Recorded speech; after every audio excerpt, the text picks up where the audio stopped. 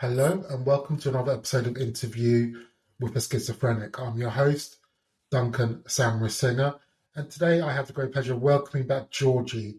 Georgie was in an episode a couple of months ago. She's Generation X from Australia, and today we're going to talk about the symptoms that she goes through, things like hallucinations. I think it's good to give normal folk an understanding about what people with schizophrenia go through on a daily basis, because it is an invisible disability. People can look quite normal and you don't know what is going on in the mind. So I think we're just going to talk about it. So Georgie, welcome. How are you doing today? I'm really well, thanks. How's the weather in Australia? Is it what is it? It must be autumn. It's spring. Yeah, Spring. sorry, autumn. Yeah, autumn. Yeah. Well, yeah, we just left summer behind. Yeah, that's so strange because it's spring in Scotland. It's spring, I guess. But it's probably about similar weather. Maybe, I don't know. Autumn, spring's kind of similar, aren't they? It's just starting to get cooler. Like summer's pretty harsh in Australia, and then the winter's not so harsh. So, it's okay. Yeah. Okay, Georgie. Let's talk about schizophrenia. Okay. So you can start how you want. You can talk about what you want to talk about, and so why don't you just talk about what you want to talk about? Okay. I guess from where I sit right now, like I'm a year into treatment of schizophrenia. My biggest problem was that I had no understanding of what an hallucination was. I thought hallucinations were all the result of taking LSD and having, trippy visuals. That's what I thought a hallucination was. I'd never understood that it can also be a mental illness. Like I had no awareness of that. So when I first started hearing voices, I thought I was in communication with something from another dimension and that I was having a spiritual awakening.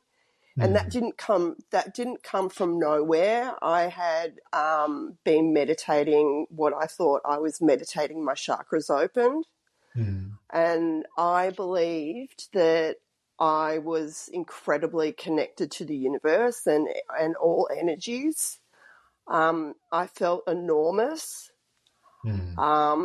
So I had sort of been playing around with crystal pendulums and automatic writing, and it progressed into hearing voices. So I thought, I guess you could say, I thought my hallucinations were actually a spiritual awakening. So were your hallucinations pleasant then? They were entertaining. They were hilarious. They gave me purpose. So my hallucinations would only happen if I was alone. So in my home, like they didn't happen outside of my home. And I guess from where I sit now, they gave me a spiritual purpose. And I have to, like, what really confuses me is that I wasn't spiritual before. I have mentioned before that I had a near-death experience. Yeah. So I thought they were all tied together. And mental illness did not cross my mind. I didn't speak to anybody about what I was experiencing. So that, I guess, left me in psychosis for about 8 years. Like Can I you was, can you just explain what the hallucinations feel like? I mean, is it, I just want people to understand what they are, what they feel like. You're just sitting there in your living room, you're by yourself. Now, what does it feel like when you're hearing that voice? well, my voices actually spoke directly through my body. Like it felt like to me that I was sort of giving them permission to control my body. Mm, My voices told me it was a technology that was making it possible for us to communicate. mm, So I just accepted that I was communicating with these different entities, and they were using a technology. mm, So for the first couple of years, I it was, I guess, like they kept me company. mm, Like I had just gone through a divorce, and a friend of mine had committed suicide, and my dad was diagnosed with cancer. mm. So I was going through a lot of stress. Yeah. Um, so I started using drugs after my father died. I started using meth. Mm, Um, and I was put into a rehab. mm. Um, and I believed I was on a spiritual journey. So I never spoke to anybody about what I was going through. Were the voices consistent? Did they change who they were? Did they change what they say? Did that happen? Like in total, I had 7 different voices. Mm, Um, but 2 left. mm, Um, and 2 remained at the end. Um, I believed what my voices were telling me. They were telling me that I was in reincarnation, mm, and that I was ordained for this life of drug addiction and mental health mm, issues, which is basically what my life has been. mm. Um, so I guess I was battling 2 things here. I was battling drug addiction and hearing voices and being in psychosis. Um, so We I, lost Georgie. Hello, yeah, we lost you there. Yeah, you're just saying oh, you're sorry, battling. You you're just saying you're battling drug sorry, addiction and voices. yeah, and psychosis Yeah. at the same time. And I didn't understand that. And in drug recovery, at least in Australia, and I understand that it's pretty much the same around the world, that most rehabs adopt a 12-step program. Mm, And in that 12-step program, they really encourage spiritual awakenings. So I sort of thought that I was on the right track. yeah. Um, I used drugs intermittently, but I was put into rehab again at the beginning of COVID. Mm, I spent the entire COVID in rehab. mm. Um, and I suppose what happened when I put down drugs and alcohol, my voices became worse. Okay. Okay. What do you mean by worse? Um, I let them, basically, I was in rehab thinking that I had this important research program to go on with Mm, in regards to world events. Like I had, my voices wanted me to research media mm, reporting. mm, Um, I was in what's called residential care. I was living in a sober living house. And my sister said that put me in an apartment in the city on the 14th floor, and that was probably the worst thing that I could have done. So I left this residential living supported accommodation environment and just put myself into isolation in an apartment that was pretty much in the sky. Yeah. And I let my voices just completely take control of my life. And they wanted me to be in isolation. When did you feel that that you needed to get help for this? For the voices, not the drugs, the voices. It probably took about a year. And I guess I showed my sister how insane I was. And Was your flat like a mess and all that sort of thing? I didn't even unpack my boxes from when I moved in there. In the end, like all my hair was matted together. And I thought that was because I had an electrical current running through my body. I showed my sister how insane I was. I was believing that aliens were in control of the United States government. And just, the classic sort of schizophrenic delusions. I believed like I was a spiritual being. I believed I was multidimensional, whatever that might mean. What was it? When I had my delusions, they were always quite frightening, but you seem to be much more kind of accepting and just going with the flow. Would that be correct? You were just sort of like it is correct. Like I didn't have, like, whilst I was consumed by my voices, that I felt my voices had my best interest in mind. Yeah. And they were entertaining. They weren't getting me to harm myself. They didn't want me to harm others. We've lost you again.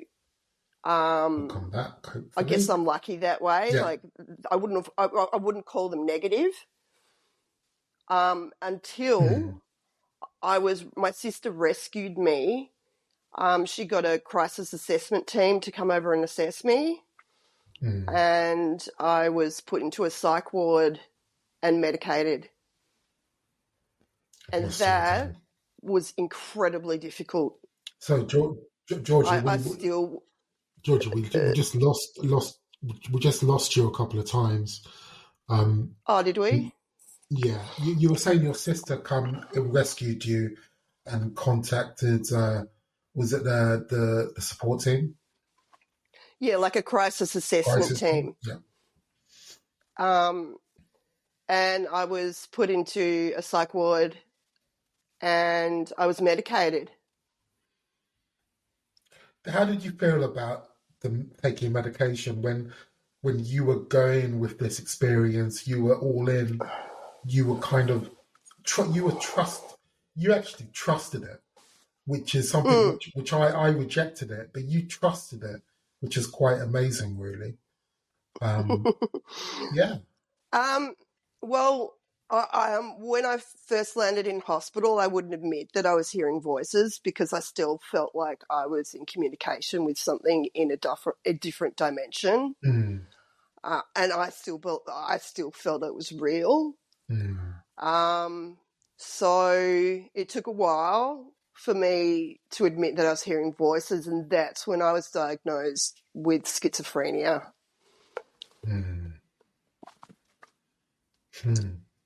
Well, yeah. What was I going to say? I can't remember. Yeah, let's carry on. Of you were diagnosed with schizophrenia. Yeah, and I guess I've been in mental health recovery for a year now. Like that's all I do. And I'm only just coming to terms with the fact that everything was psychosis and hallucination. Let me chime in something controversial. what you're talking spiritually does actually kind of make sense as well. And I'm not saying that the hallucinations were entities, were exactly as you thought. But what I'm saying is that there are a lot of people who believe in spirituality, believe in spirit guides. So it may be the case that they were kind of warped. Do you know what I mean? Like their communications were warped. Because I think spirit guides, their communications very, very soft in loudness. So maybe I'm not saying, but I'm just saying, I guess what I'm saying is that when you go into recovery, you're told that everything's chemical, everything is just a part of a malfunctioning brain. Whereas, yeah, well, it is, but there's a little bit, it's not the full explanation. It's not the complete explanation. I guess like at the moment, like I'm feeling really blessed because my voices are leaving me and I'm experiencing long periods of silence. So like for me, who I flip-flop between like communication with entities and then a medical diagnosis, like on a daily basis, I change my mind. But I can say like today that they're leaving me, which is like I feel really blessed that I'm actually in that situation where because I was trying to prepare myself for a lifetime of hearing voices. So I feel really like I feel like I've achieved something by having silence. What are the advantages of not having voices for you? I guess like I feel so abnormal being a voice hearer. And all I want is normality. I like was trying. I found it really difficult to believe that I was going to be able to actually have a relationship with someone if I'm a voice hearer, unless I'm having a relationship with another voice hearer, which is a recipe for disaster. So like I guess I'm a lot more optimistic about actually being able to maintain like a normal life where I've got some grip on my mental health. Yeah. When I asked you to become a guest, what struck me about you was that you're very lucid. You had a depth to you. You just struck me as someone who had a good handle on the situation and you were fighting for that lucidity, and that was what impressed me. And I think that comes across in the way you talk as well. You're quite sort of thoughtful and deep, but and what is interesting about your personality is you do have that. You were able to trust this incredible experience, which is, I guess, I don't know how unusual that is, but it's a rare experience anyway. So, yeah, that's. It is really rare, and I suppose like I'm really interested in other people's psychosis. And I also attend weekly. I attend a Hearing Voices support group, which has been really helpful to sort of normalize this illness. I think without that support group, I would feel incredibly abnormal. Yeah. And defective. Like I really went through like a good 6 months of feeling very defective. And having no place in this world. So I've been really sort of working hard to gain some normal, some sort of normal. I think that's really important. Just that's what what I think is important is like just like the little things like eating well, like doing simple cookery, getting rest time, stimulating your brain. Do you know what I mean? Just the things that we take for granted but so many folk just don't do, you know? Yeah, like I can't stress how important diet is. Mm, Like I used to keep like I had a terrible diet when I was in isolation, and it's no like now I can see mm, how I made myself so much worse by eating junk food, mm, which was all I was capable of doing. But the diet is so important, and exercise, like daily mm. exercise, is for me. It's made my mind a lot stronger. Yeah. Yeah, I think these experiences, once we've come through the other side and we're back to sort of getting our life back on track, I think the mind is affected by that trauma of what we've gone through. But I think it is maybe it's expanded in a way, and like you say, it's probably strengthened, you know, um, because it's been an experience which is unusual, and you've gone through that now, you know. Yeah, I was created my own trauma without a doubt. Like I was in shock when I was brought back to reality, to a shared reality, I should say. Like I was completely devastated by a shared reality. What do you mean by shared reality? Like I was in a like for years I was in my own reality, and Mm, no one else was sharing it. Like no one else could hear it, no one else could mm, see it. But being thrown into a hospital with, say, 30 other people who are all eating at the same time, who are all watching the same television, like that sort of shared reality, mm, um, that was incredibly devastating for me, mm. but a necessary process to go through.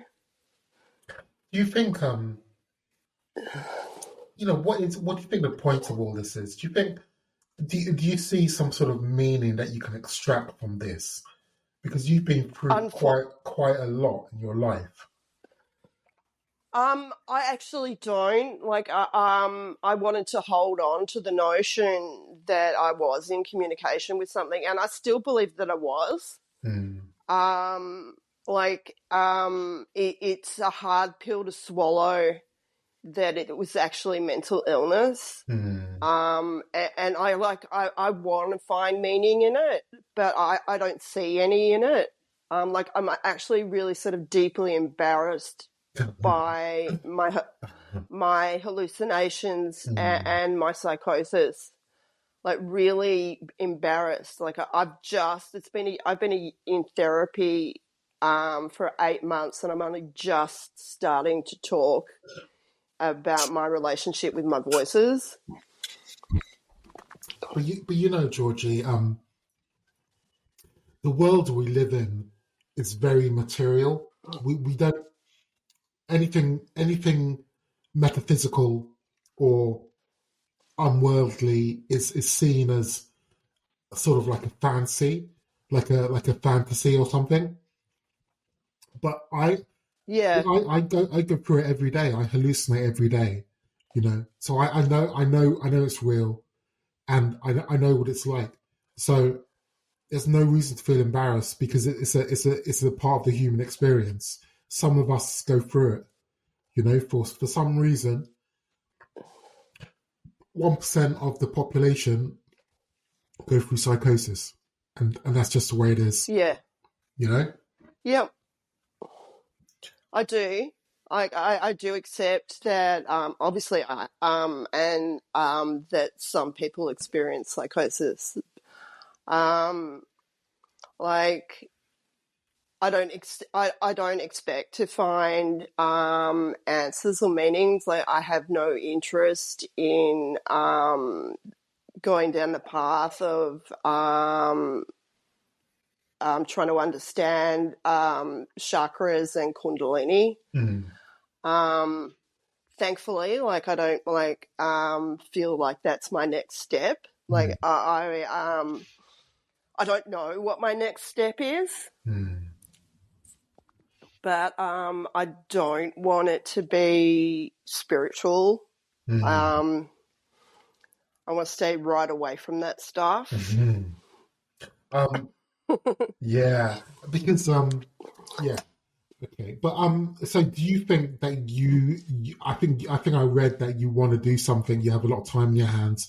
So is that something that's on your mind? You wanna find something to occupy yourself with, in terms of yeah. Like I'm not ready to work. Like I know that, but I do have a lot of time on my hands, and I don't know what to do with it. So, but like I still feel like I've got a lot more to do, like a lot of more recovery to do. I feel far too fragile to work. You know, you will be surprised at how strong you don't think, how much stronger you are than you think. That's something that I learned. Yeah. You know, that when you're put in that position, suddenly you feel, I can actually do this. You know, it's not so bad. And you don't, when you're just kind of like inactive, you think, oh, I can't do anything, because you don't need to do anything. But when you're in that position, do you know what I mean? And you find you can do it. Yeah. You find you actually can do it. Yeah. I hope so.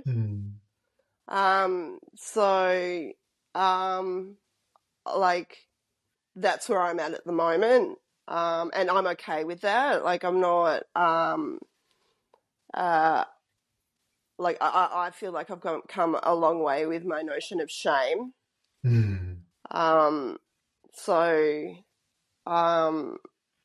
Like I'm doing a lot of exercise. I also look after my elderly mother. Like that's nice. Yeah. So she doesn't have to get a support worker or go into a nursing home. So I do that every day. Like I live a couple of blocks away from my mum. Yeah, I think that's a good that's a good thing to focus on. You know, because I think that's one of the most important jobs in life, is looking after our parents. You know, at end of life. So yeah, I think that's yeah. But I don't think I think it was brilliant that you shared your story, Georgie. You know, I know it's not easy talking about this, you know, because it's for one thing, hallucinations are very personal because it's in our mind and it affects us emotionally and mentally and spiritually. And, you know, it's not easy to talk about. It took me quite a long time for me to admit my hallucinations when I was younger. And Georgie has said the similar thing. You know, it's not easy to talk about. So, you know, I'm thank you for that. You're welcome. So, Georgie, I think we can close it here. Okay. It's been an absolute pleasure speaking with you again. You're welcome back. Likewise. You're welcome. Maybe shall we give it a few months if you want to come back and give us an update? That's absolutely fine. Sure. And you know, we can talk more. Yeah. So thank you very much, and there'll be another episode coming soon. Thank you, Georgie.